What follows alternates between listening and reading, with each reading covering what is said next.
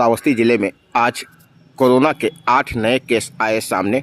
CMO doctor AP Bhargava ने की पुष्टि। श्रावस्ती जनपद में भी कोरोना का संक्रमण घटने लगा है। आज श्रावस्ती में केवल 8 ही नए केस सामने आए, जिसकी पुष्टि करते हुए सीएमओ डॉक्टर एपी भार्गव ने बताया कि श्रावस्ती जनपद में भी कोरोना के केस घटने लगे हैं। आज आई हुई रिपोर्ट में केवल 8 लोग पॉजिटिव पाए गए हैं।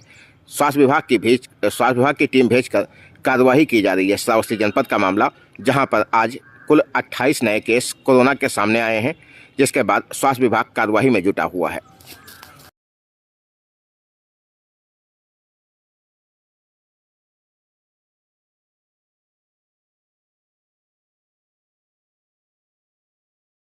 वेबकास्टिंग के लिए जन सेवा केंद्र के संचालकों के साथ जिला अधिकारी व अन्य अधिकारियों ने कलेक्ट्रेट सभागार में की बैठक, दिए आवश्यक दिशा निर्देश।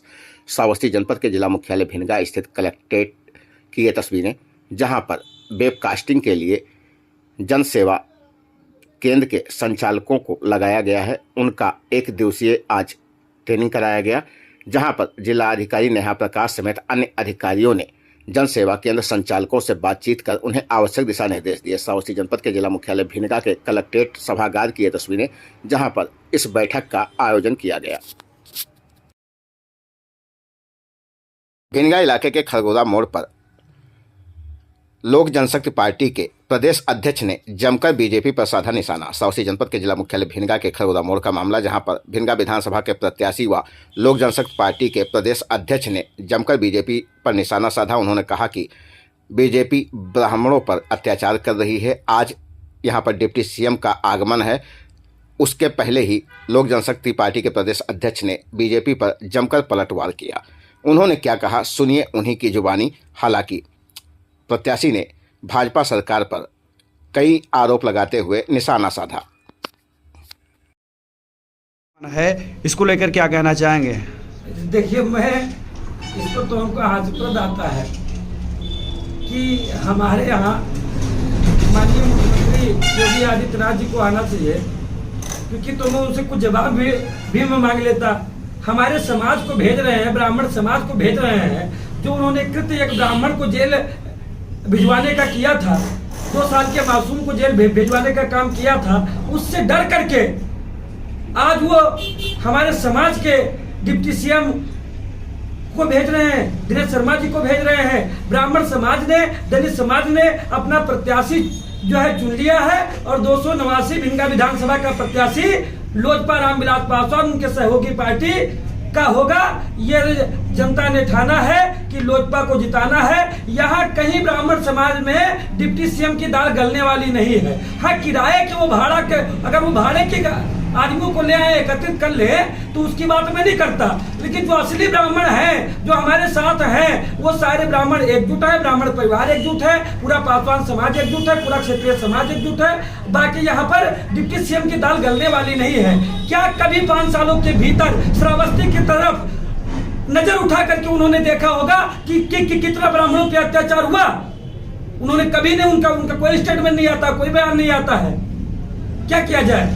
उनको कुछ यहाँ मिलने वाला नहीं है, फिर भी उनका जनपद तो श्रावस्ती है, उनका प्रदेश से आया स्वागत है। नेताजी, उनका कहना है सबका साथ सबका विकास, तो फिर वो ब्राह्मण विरोधी कैसे हुए?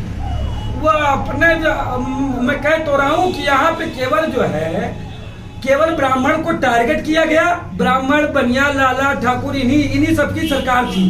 बीजेपी इनका वोट कोर बैंक मानती थी, दलित पासवान। लेकिन अब की ये उन्हीं को टारगेट करना शुरू किए कि जो इनके वोट कैडर थे। तो मैं भी इनका, हम ही नहीं कहते, हमारा समाज भी वोट कैडर कर था इनका, लेकिन हमारा समाज अब इनसे बदल चुका है। 289 में फिलहाल डिप्टी सीएम के आने से हमको कोई फर्क नहीं पड़ता है। मैं पूछना चाहता हूं, तो एक बात के अगर उत्तर का उनके पास में जवाब होगा तो ये देंगे कि 8 दिनों तक एक उनके सहयोगी पार्टी रामविलास पासवान जी की पार्टी कि जिसको अपना आदर्श वो लोग भी मानते हैं, उसकी पार्टी के प्रदेश अध्यक्ष के घर परिवार पे 8 दिनों तक पहरा उन्होंने क्यों रखा था? किस कानून, किस नियम के अंतर्गत रखा था? हमारी वो तो भाई प्रोफेसर आदमी है, बताए हैं, हमारे माननीय भी है, वो डिप्टी सीएम है, बताने की कृपा करें, कानून का के वो जानकार भी है तो कि क्या किसके आपके कहने का मतलब है कि कानून व्यवस्था बिल्कुल बदहाल थी? कानून व्यवस्था यहाँ पे लचर थी श्रावस्ती में, कोरोना काल में जो है जम करके। उच्च अधिकारियों के निर्देश पर निगरानी समिति व पुलिस के कर्मी भिनगा बहराइच मार्ग पर चला रहे सघन वाहन चेकिंग अभियान। आ जा रहे वाहनों की बारीकी से ली जा रही तलाशी। श्रावस्ती जनपद के जिला मुख्यालय भिनगा से बहराइच जाने वाले मार्ग पर उच्च अधिकारियों के निर्देश पर निगरानी समिति के टीम व पुलिस के कर्मचारी आ जा रहे वाहनों की बारीकी से तलाशी लेते हुए नजर आ रहे हैं। आपको बता दें, विधानसभा चुनाव को लेकर आने जाने वाले प्रत्येक वाहनों की गहनता से जांच की जा रही है। किसी भी प्रकार का कोई आपत्तिजनक सामग्री बरामद नहीं हुआ। इकोना भिनगा समेत अन्य स्थानों पर लगातार जांचें चल रही हैं। इसी क्रम में उच्च अधिकारियों के निर्देश पर भिनगा बहराइच मार्ग पर भी चेकिंग अभियान चला। बेसिक शिक्षा विभाग के द्वारा जनता इंटर कॉलेज खरगोदा मोड़ में मतदाता जागरूकता कार्यक्रम के अंतर्गत हुए सांस्कृतिक कार्यक्रम। जी हाँ, उत्तर प्रदेश के श्रावस्ती जनपद के भिनगा इलाके के जनता इंटर कॉलेज खरगोदा मोड़ पर मतदाता जागरूकता कार्यक्रम बेसिक शिक्षा विभाग के द्वारा कराया गया, जहां पर सांस्कृतिक कार्यक्रम का भी आयोजन हुआ। इस कार्यक्रम में लगभग 6000 लोगों ने प्रतिभाग किया। संगीत कलाकारों के द्वारा मतदाता जागरूकता से संबंधित गीत गाकर मतदाताओं को 27 फरवरी को मतदान करने के लिए जागरूक किया गया।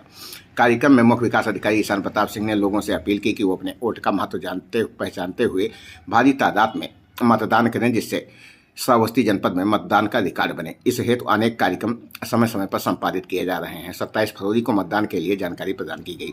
जिला बेसिक शिक्षा अधिकारी प्रभु राम चौहान ने लोगों से निवेदन किया कि मतदान सामान्य नहीं है, महादान है, जिसके माध्यम से हम अपने देश की सेवा कर सकते हैं। इस दौरान राजकुमार त्रिपाठी, योगेंद्र मणि त्रिपाठी, अजीत उपाध्याय आदि लोग मौजूद रहे।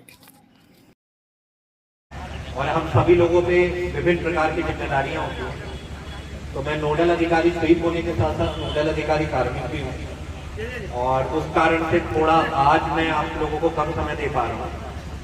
लेकिन मेरा आप लोगों से यह अनुरोध जरूर है कि यहाँ पे जो लोग आए हैं वो सिर्फ खुद मतदान करें, परंतु वो एक मतदान एम्बेसडर के तौर पर, एक ऐसे व्यक्ति के तौर पे जो अपने साथ करीबन 10, 15, 20 लोगों को मतदान करने के लिए प्रेरित करें, उनको उद्धत करें, उनको उत्साहित करें मतदान के प्रति। ऐसे लोगों के बीच मैं ये मानता हूं कि आज मैं उपस्थित हूं, और मेरा ये मानना है कि यहाँ पर उपस्थित अगर हर व्यक्ति अपने परिवार से इतर 10 परिवार, 15 परिवार, 20 परिवार, और खासकर बच्चे जो यहाँ पर आए हैं वो अपने गली मोहल्ले, शहर गांव के विभिन्न लोगों को अगर मतदान करने के लिए प्रेरित करेंगे, तो मेरा ये विश्वास है कि हमारा जनपद अपने मतदान के पुराने रिकॉर्ड को तोड़ेगा और हम निश्चित ही 100% मतदान की ओर अग्रसरित होंगे। इसी संदेश के साथ मैं आप लोगों को ये भी अनुरोध करना चाहूंगा कि मुझे अभी एक महत्वपूर्ण निर्वाचन संबंधी कार्य में जाना है, लेकिन हमारे विभिन्न अधिकारी लगातार आ रहे हैं और ये जो संगीतमय कार्यक्रम ये लगातार चलता रहेगा। आप लोग इसका आनंद लें, लगातार हमारे अधिकारी आते रहेंगे, आपसे रूबरू होते रहेंगे। धन्यवाद।